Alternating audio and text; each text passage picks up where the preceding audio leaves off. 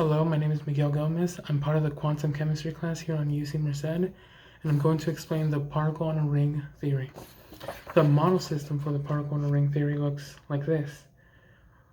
What it's trying to tell us is that the potential energy is zero within the fixed circular ring, but infinite everywhere else. This shows us that the particle on this ring is free to move anywhere within the circle, but cannot go anywhere else. The particle in a ring theory, as well as the particle in the box theory, share a lot of things in common. They both look very similar with their Schrodinger and Hamiltonians, but the difference is that the particle on a ring uses polar coordinates instead of Cartesian. You can see it there with h psi r theta phi equals e psi r theta phi. The r is the distance from the origin. Theta is the angle vector, the angle the vector makes within the z-axis, while phi is the angle that our projection into the xy plane makes with positive x-axis. Then under there, you can see the Hamiltonian, which is again very similar to that of the particle in a box. My name is Carla Vente. So here I'll be talking about the particle in a ring, how to solve for the Hamiltonian. So the Hamiltonian, this is the Schrodinger equation that we're gonna solve for in quantum mechanics, like we usually do. So here we use r, theta, and phi to solve for it because it is a 3D and it's a circle, so it would be best to use spherical / polar coordinates. So phi is r is a distance from the origin right here. Theta is the angle that vector makes with the z-axis, and then the phi is the angle that our projection into the xy plane makes with the x-axis right here. And so here we'll solve for the Hamiltonian. This is the kinetic energy right here.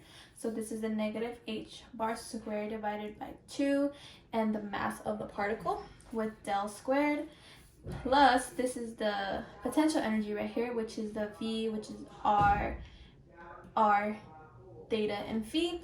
And we want the particle in a ring to just stay in the ring, so that's why we just want it inside the ring. We don't want it to go anywhere else.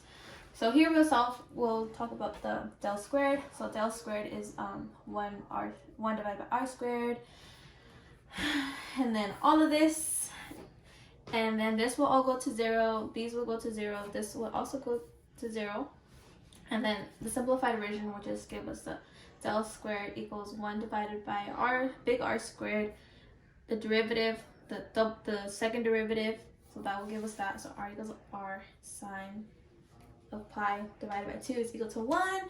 So yeah, this reduces, so this right here reduces to this. And then so here for the Schrodinger equation, we get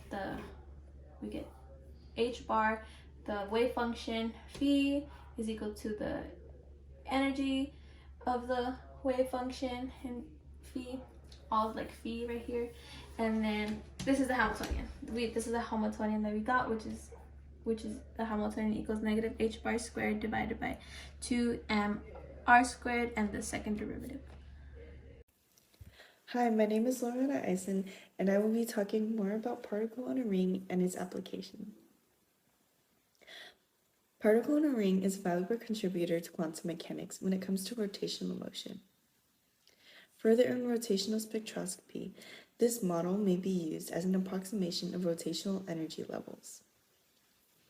The ring rotation is due to a particle's magnitude of the angular momentum that travels along a circular path. Particles on a ring have multiple purposes. One purpose can be seen through the applications implemented for buckyballs to work. Buckyballs are spherical structures made up of carbon atoms that are linked to 3 other carbon atoms through covalent bonds.